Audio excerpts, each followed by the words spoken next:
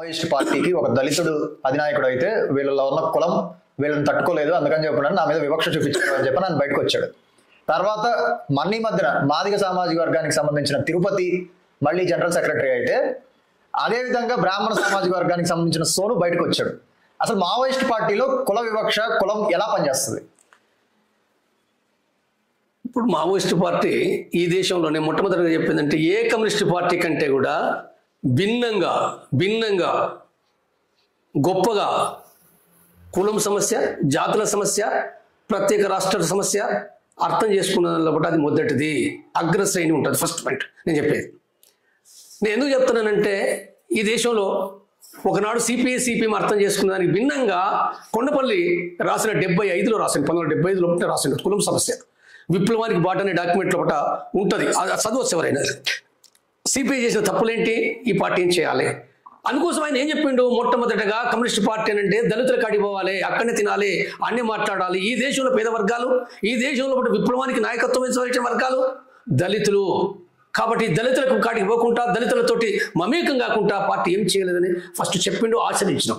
నా అనుభవంలో నేను చెప్తున్నా, నేను 84 పార్టీకి పోయేటప్పుడు నేను మొట్టమొదటిగా పోయింది ఎక్కడనంటే మెదక్ జిల్లాలో నేను రాడికల్ క్యాంపెయిన్లో నేను పోయింది ఏంటంటే 20 రోజులు దళితుల ఇళ్లలో తిన్నా, దళితులతోటి మాట్లాడినా. నేను నేర్చుకున్నది అది అక్కడి నుంచి. నేనే కాదు, ఆనాడు ప్రతి విద్యార్థికి కులం ఏదన్నా కానీ, బ్రాహ్మణ కులం పుట్టచ్చు, రెడ్డి పుట్టచ్చు, ఏ కులమన కానీ నువ్వు తప్పనిసరిగా D-క్లాసిఫై కావాలి, దళితుల పట్ల మమేకం కావాలి.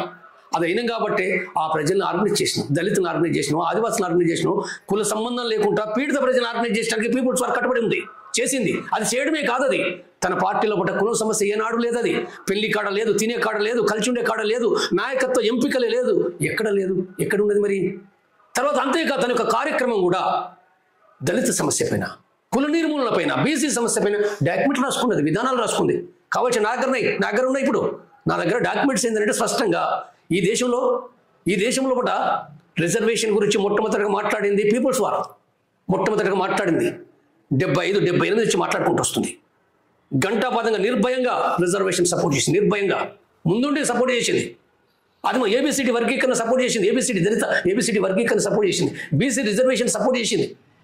లేదా నిచ్చెన మెట్ల కుల వ్యవస్థలో కులాన్ని నిర్మూలించాలని చెప్పి డాక్యుమెంట్ రాసింది, స్పష్టంగా చెప్పింది. కాబట్టి ఇక్కడ ఎక్కడ ఉంది కులము? పచ్చకామరలోకి లోకమంతా పచ్చగనపడ్డట్టుగా అంటే ఇక్కడ కులం ఉన్నది.